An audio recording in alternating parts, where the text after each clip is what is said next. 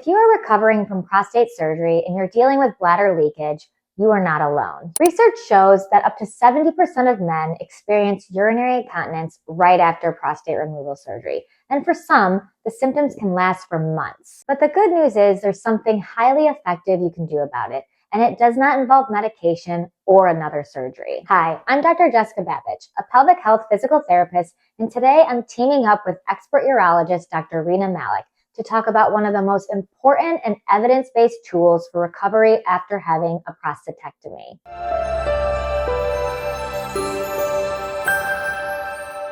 This is called pelvic floor muscle training, or PFMT. Some patients are told after surgery to just do your Kegels, but most don't actually know how to do them correctly or even what those muscles are and how they're supposed to be contracting. The pelvic floor muscles form a kind of hammock at the base of the pelvis, wrapping around the urethra, and the pelvic floor muscles control urine flow, and they also support your bladder and help you to control urination.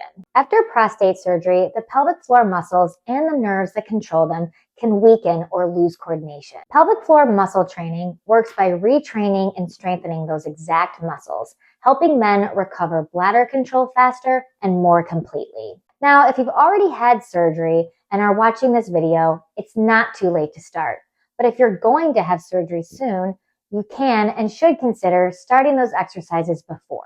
Studies show that men who begin pelvic floor training before or immediately after surgery regain continence weeks to months earlier than those who wait until symptoms become severe. Now, to explain why this approach is so effective and how it fits into the bigger picture of prostate surgery recovery, here's urologist and pelvic surgeon Dr. Rena Malik. Thanks, Dr. Babich, for having me. Urinary leakage after prostatectomy is something that we deal with pretty commonly in urology. Now, to be specific, urinary leakage occurs after a radical prostatectomy, which is surgery to remove the prostate gland for cancer, not removing the prostate or scraping out the prostate for enlarged prostate or BPH. Now, after radical prostatectomy, it is very common for men to have some urinary leakage. Around 70% of men will have leakage that occurs with coughing, sneezing, lifting heavy things, anything that increases the abdominal pressure. Usually this improves after the first year or throughout that first year after surgery, but anywhere between 15 to 30% of guys can still have leakage at 1 year. And this number increases if you've had radiation after surgery. If you want to learn more about prostate cancer and prostate health, check out my channel, Rena Malik MD, where I have so many videos talking about all these topics. Now back to it, why does incontinence happen after a prostatectomy? So when we remove the prostate, we actually remove the entire prostate, including the tissue that sits right near the urinary sphincter and the supporting pelvic floor muscles. Even when we do techniques to sort of spare the nerve and we do our best to sort of limit damage to any of those tissues, the muscles can lose strength and coordination, meaning that they don't squeeze as tightly to hold urine in. And when we remove the prostate, and it's important to understand that men are different from women. Men have two sphincters. One is at the bladder neck and one is right underneath the prostate. And because we remove the one at the bladder neck by removing the prostate, we then have to rely solely on the other sphincter. Now, pelvic floor muscle training targets the muscles there that are around the sphincter that help that sphincter contract, as well as the muscles or the levator ani to help ultimately hold urine in and restore function. And there is an abundance of data showing us that pelvic floor muscle training is very effective in improving urinary incontinence. Multiple randomized controlled trials and studies have shown that having a structured pelvic floor muscle training program significantly shortens how long it takes for you to stop leaking. In one review, men who worked with a pelvic floor therapist were 2 to 3 times more likely to get continent or stop leaking within 3 months compared to those who just got regular instructions. Having a therapist teach you how to do these exercises can make a huge difference. I often describe it as like going to the gym by yourself versus going with a trainer. But this is even more important for these pelvic floor exercises because many people, especially men who do these exercises at home or Kegels, actually don't do them correctly. They might be squeezing their belly or their butt or holding their breath, and that is actually not allowing you to focus primarily on the pelvic floor muscles, which you need to squeeze and relax. So when you learn how to properly do these exercises with a trained pelvic floor physical therapist, you learn proper technique, they help you stay consistent, and ultimately you recover faster. Some clinics will also use things like biofeedback sensors or ultrasound so you can actually see the muscle contractions and have a visual of that. And this helps you fine-tune your performance and it makes it more efficient. Ultimately, pelvic floor muscle training is safe, non-invasive, and effective, and it allows you to get drier faster. There is no medication, there's no side effects, just you teaching your body to work the right way again. And this is why it is so important that your urologist and your pelvic floor physical therapist work together. And I love my pelvic floor physical therapist.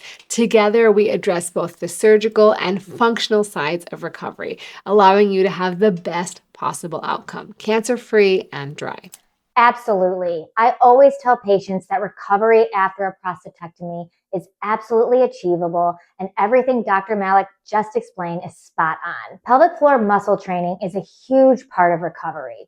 What she described is the foundation, but beyond those specific muscles, continence really returns when the entire neuromuscular system is retrained. The pelvic floor can't work alone. It depends on the diaphragm, deep core, hips, and pressure system all coordinating automatically again. The patient doesn't have to consciously brace with every movement, cough, or transfer. Ideally, pelvic floor training begins before surgery because preoperative learning consistently improves post-operative outcomes. After surgery, once the catheter is removed and the incisions are healing well, typically around 1 to 2 weeks, we initiate gentle pelvic floor activation and awareness work. At this early stage, high-effort contractions aren't appropriate. The first priority is accurate recruitment and the ability to fully relax. Here is how I typically guide this in the clinic. I start patients on their back with their knees bent. We establish 360 breathing first. Inhale to allow the ribs, back, and belly to expand and let the breath travel down into the pelvis. That inhalation creates the length the pelvic floor needs to contract well. Then on the exhale, I cue gentle lift and close, like stopping gas or slowing urine or lifting the testicles. We hold that contraction for about 3 to 5 seconds, followed by an equally long, complete relaxation. And the relaxation is just as important as the contraction. The pelvic floor has to be able to fully let go so that it can generate a strong, coordinated lift on the next rep. Without full relaxation, the muscles can become tight, fatigued, or poorly timed, which actually worsens leakage. The goal is an isolated pelvic floor lift without gripping the abs, squeezing the glutes and thighs, or holding your breath. Once coordination is consistent, we progress to endurance. 5 to 10 second holds, about 10 repetitions, building up to 2 to 3 sets per day as tolerated. Then we transition into sitting and standing, and where gravity and functional loading challenge the system more appropriately. From there, we add the knack, which is a quick, well-timed pre-contraction the moment before a pressure event, such as coughing, standing, lifting, or sneezing. This technique is supported across international guidelines as an effective strategy for reducing stress leakage. It also helps to retrain reflexive control. But isolated pelvic floor work is never the entire solution. We also look at breathing mechanics, pressure management, toileting habits and posture, and global movement patterns. That includes eliminating breath holding, resolving straining with bowel movement, improving postural alignment, and strengthening the hips and the deep core so that the pelvic floor is appropriately supported rather than overworked. If patients are unsure about their technique or they plateau, we incorporate tools like biofeedback or real-time ultrasound imaging. These help patients see the pelvic floor activate and relax in real time, and they often speed up motor learning. Most people start noticing meaningful improvements within 4 to 6 weeks, and by 3 to 6 months, the majority regain continence or only have minimal leakage. And just as important, they feel like they have their confidence back. Being able to move through their day without anticipating or managing leaks is one of the most significant milestones in their recovery. Guys, pelvic floor physical therapy is really a tremendous asset if you are undergoing prostatectomy. Bottom line, it's going to improve your outcomes and make you stop leaking quicker. So if you're preparing for a prostatectomy or you're already recovering, make sure to talk to your doctor about starting pelvic floor physical therapy as soon as possible and who they recommend to support you in your journey, because it's worth putting in the effort now so that you can regain control of your urinary symptoms and go back to your normal life. I want to thank Dr. Malik for joining us today. If this video helped you understand pelvic floor therapy better, make sure to like and subscribe and share with someone who might be going through this journey. I'm Dr. Jessica Babich, and I'll see you next time.